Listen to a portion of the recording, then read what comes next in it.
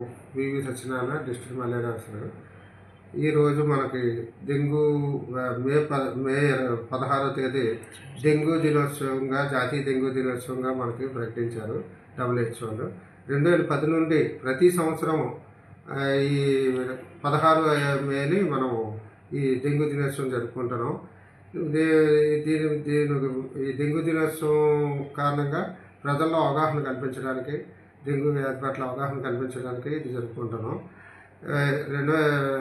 2021లో నుంచి మనకి ఇక్కడ డెంగ్యూ కేసులు రావడం హెచ్చుతగ్గులు కనిపిస్తున్నాయి. 2021లో 117 కేసులు వచ్చాయి. 2022లో 89 కేసులు వచ్చాయి. 2023లో 54 కేసులు వచ్చాయి. 24లో 67 కేసులు వచ్చాయి. 25లో ఇంతవరకు ఒక కేసు కూడా రాలేదు.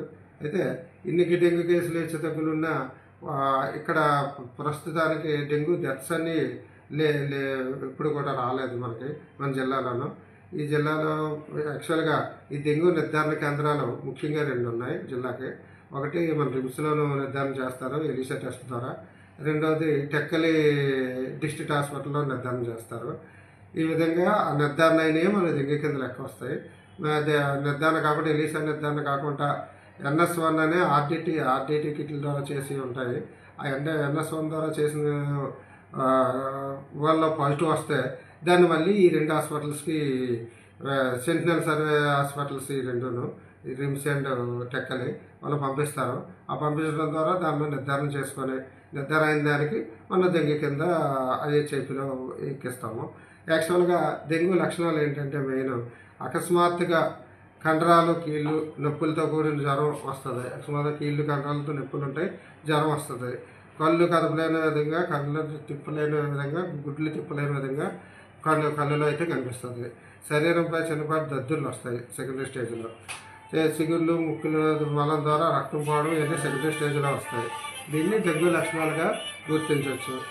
పై లక్షణాలలో ఎవడ కనిపించినా డెంగ్యూ ఏమో అని చెప్పేసి సస్పెక్ట్ చేసుకొని ప్రతి PSCలోనూ కూడా NS1 కిట్స్ ఉన్నాయి.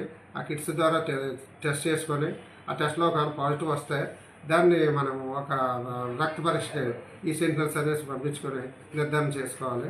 ఈ విధంగా చేసుకుంటేనే మనకి ప్రైవేట్గా ఎవరి దగ్గర తీసుకున్నా సరే వైద్యం అది డెంగ్యూ నిర్ధారణ అవ్వదు. కాబట్టి మీరు కంపల్సరీగా గవర్నమెంట్ హాస్పిటల్లోనే చేయించుకోండి. ప్రైవేట్గా అనవసరంగా డబ్బులు ఖర్చు పెట్టుకోవద్దు. డెంగ్యూ అని చెప్పేసి భయపడవద్దు. దీనివల్ల ఏం ప్రమాదం లేదు. జాగ్రత్తగా టెస్టులు చేయించుకొని అందరూ ఉంటారని ఆశిస్తున్నాం.